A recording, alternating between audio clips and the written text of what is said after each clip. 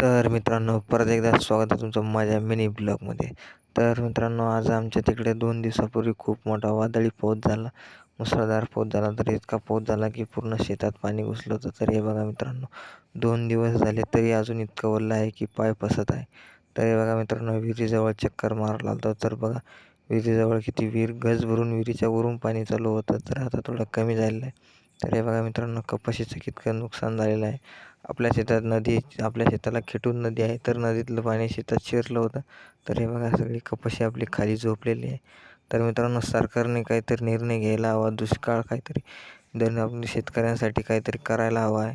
तर हे बघा मित्रांनो, किती पाऊस झाला होता, पुऱ्या गावात पाणी शिरलं होतं आमच्या.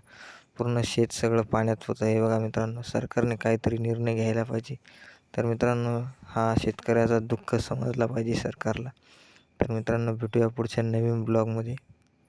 धन्यवाद.